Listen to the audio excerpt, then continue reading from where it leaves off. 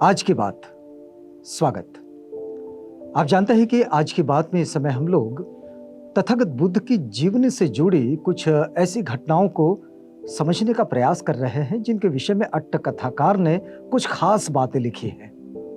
हमने आपको पिछली कड़ी में एक बात बताई थी, देवता वाली, कि देवता का जन्म अट्ट कथाकार ने किस आग्रह से किया, और अट्ट कथाकार ने जब देवता को जन्म दिया, उसकी रचना की, तो देवता से वे सारे काम करवा लिए जो जो काम सामान्य रूप से कठिन लगते हैं, असहज लगते हैं, वो सब काम देवताओं के द्वारा पूरे कर लिए। अट्ठ कथाकार की यह रचना है देवता, जो बौद्ध साहित्य में मिलती है। अब देखिएगा, एक प्रसंग जो बड़ा महत्वपूर्ण प्रसंग रहा है तथागत बुद्ध की जीवनी से जुड़ा हुआ, यानी कि जब सिद्धार्थ राजकुमार ये गृह त्याग करते हैं, और गृह त्याग करने के बाद उनके गृह त्याग के जो कारण बताए जाते हैं, उन कारणों में कुछ पारंपरिक कारण हैं जो निदान अट्टकथा में मिलते हैं, और एक वो कारण भी मिलता है जिस कारण को धम्मानंद कोसंबी ने तथागत बुद्ध की जीवनी में लिखे, और उसके बाद बाबा साहेब डॉक्टर अम्बेडकर ने बुद्ध और उनका धम्म इस ग्रंथ की रचना की, तो उसमें उस कारण को बिल्कुल युक्त रूप से व्यवस्थित उसका वर्णन करके उसे विश्लेषित किए। हम थोड़ा सा समझेंगे कि पारंपरिक रूप से इस कारण को कैसे खारिज किया जाए, जिसमें यह कहा गया कि सिद्धार्थ राजकुमार जब घर से चले तो उन्होंने बूढ़े व्यक्ति को देखा, बीमार को देखा, उन्होंने एक सन्यासी को देखा, और इन सब को देखते हुए उनके मन में बड़ी विरक्ति पैदा हुई, और फिर उसके बाद उन्होंने गृह त्याग किया। ये पारंपरिक कारण बताया जाता है। हम थोड़ा समझें, इसलिए समझें कि तथागत बुद्ध की अपनी शिक्षाओं में इस बात को बड़े आग्रहित रूप से समझाया गया है।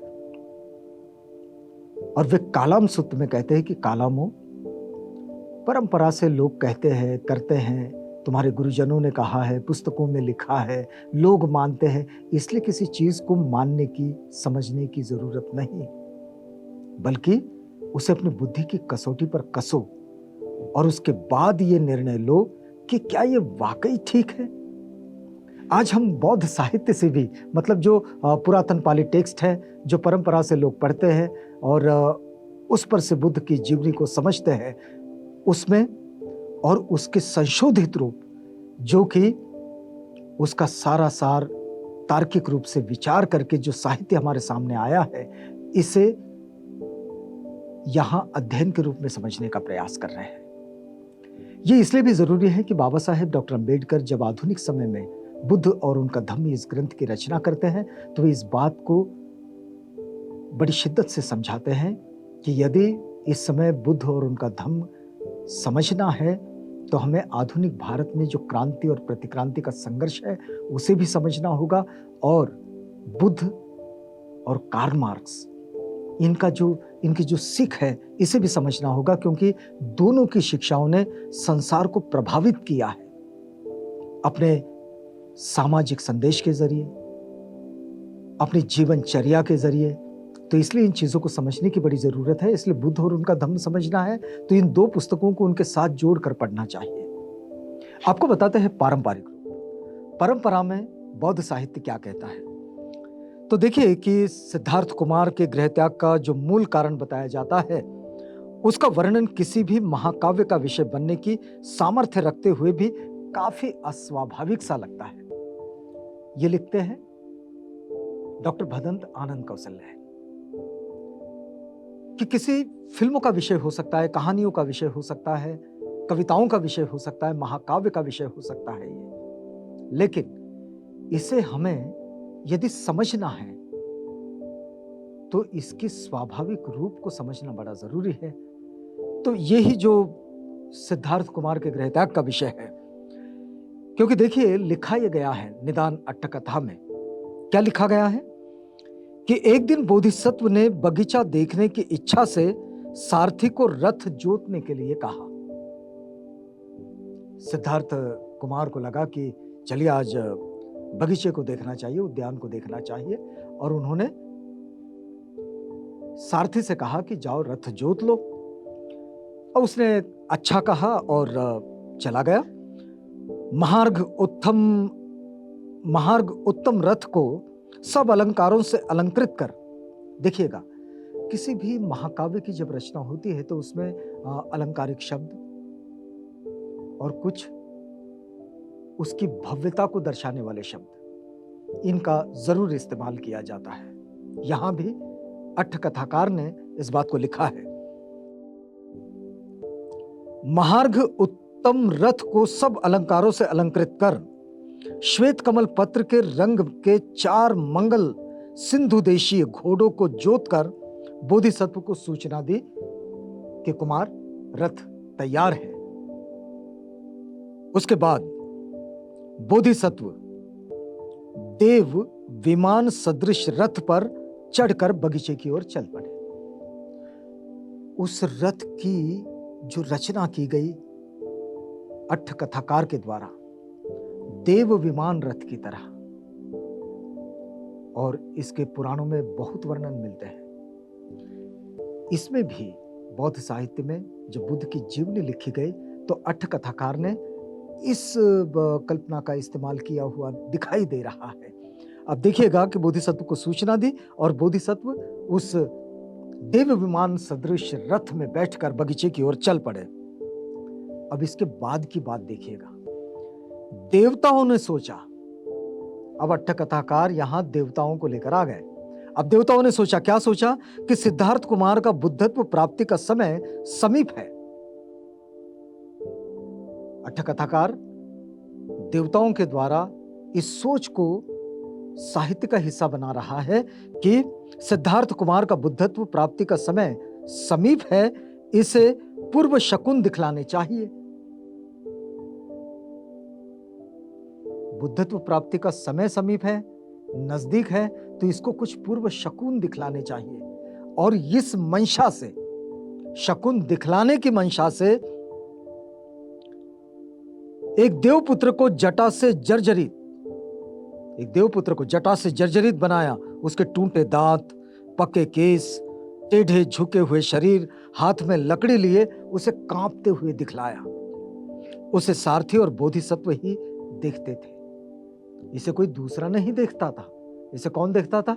केवल सारथी और बोधिसत्व, यानी सिद्धार्थ राजकुमार, और ये किसी को भी नजर नहीं आते थे। अट्ठ कथाकार इस तरह से इस घटना का वर्णन कर रहा है।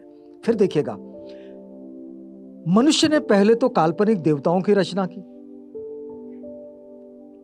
ये जो अट्ठ कथाकार है मनुष्य, इसने पहले काल्पनिक देवताओं की रचना की और फिर उन देवताओं के द्वारा इस बूढ़े आदमी की जो कपकपाता हुआ हाथ में लकड़ी लेके चल रहा है, उसके टूटे दांत है, पके केस है, ये इसको लेकर चल रहा है, और ये कपकपाता हुआ बूढ़ा, इसकी रचना उन देवताओं ने की।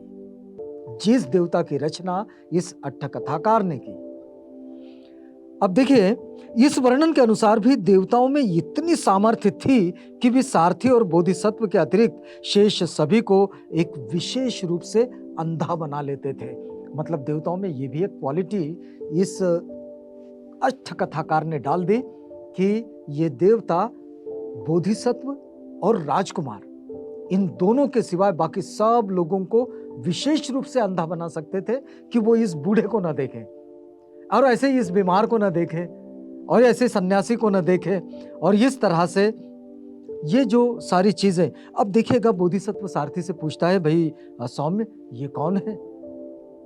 लिखा ये भी गया है कि उसने कभी ऐसे बूढ़े आदमी को नहीं देखा था, तो ये कौन है? तो कहता है कि भाई धिक्कार हो इस जन्म का, यहां जन्म लेने वाले को बुढ़ापा है, मरण है, बीमारी है, ये सब कुछ है। और इस तरह के वर्णन के साथ ये पूरा बहुत बड़ा विस्तृत वर्णन इसमें है, जो आपने भी बहुत सारी जगह सुना पढ़ा जरूर होगा। तो ये आप तो जानते हैं कि एक बूढ़े को देखना, एक बीमार को देखना, एक मृत व्यक्ति को देखना, मतलब मृत पार्थिव को देखना, और सन्यासी को देखना, ये सारी चीजें, इसका ये वर्णन यहाँ पर है। अब अगर इसे हम अपने बुद्धि की कसौटी पर कसने की कोशिश करें तो सबसे पहले तो ये इन देवताओं का मिथ्यत्व यानी कि इन देवताओं का झूठा होना इसी बात से सिद्ध हो जाता है कि जिस अट्ठ कथाकार ने देवताओं को जन्म दिया उस देवताओं ने बूढ़े को, बीमार को और मृत को जन्म दिया, सन्यासी को जन्म दिया। ये सब और ये अट्ठ कथाकार ने लिखा है कि देवताओं ने सोचा कि अब इसे शकुन दिखाने चाहिए राजकुमार सिद्धार्थ को, और इस तरह से ये काम आगे बढ़ता है। अब देखिएगा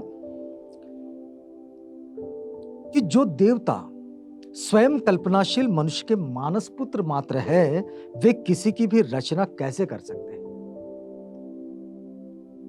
अपनी बुद्धि को थोड़ा सा जोर देकर सोच ले तो इसका कोई मतलब नहीं। फिर बात ऐसे है कि किसी को कुछ भी दिखा कैसे सकते हैं? ये बात किसी भी हद तक समझ में आ सकती है कि चिंतनशील सिद्धार्थ कुमार के मन में किसी वृद्ध के प्रति, किसी रोगी के प्रति, किसी बीमार के प्रति, किसी मृत के प्रति या फिर किसी सन्यासी के प्रति उनके मन में जिज्ञासा हो सकती है। सिद्धार्थ राजकुमार के मन में यह जिज्ञासा हो सकती है, लेकिन उसके लिए इनकी रचना ये पूर्व आचार्य परंपरा से जो चीजें चली आई वो जैसी की वैसी वहां पर यहाँ अट्ठ कथाकार ने लिख दी, जो सारी की सारी कथा ही मनोकल्पित लगती है। मतलब इसमें किसी भी तरह का सत्य होने की कोई संभावना नजर नहीं आती। लेकिन सिद्धार्थ राजकुमार के गृह त्याग की वो घटना जिसमें शाक्य और कोलियों का आपस में पानी के लिए विवाद चल रहा है, जो बीच में रोहिणी का पानी बह रहा है शाक्य और कोलियों की सीमा पर, और वहां जो पानी बह रहा है उस पानी के बंटवारे को लेकर इन दोनों के बीच जो विवाद चल रहा है, उस विवाद से जो युद्ध सदृश स्थिति उत्पन्न हुई है, उस युद्ध को अंजाम देने के लिए शाक्यों के संथागार में सभा हो रही है, और उस सभा में युद्ध का विरोध राजकुमार सिद्धार्थ करते हैं।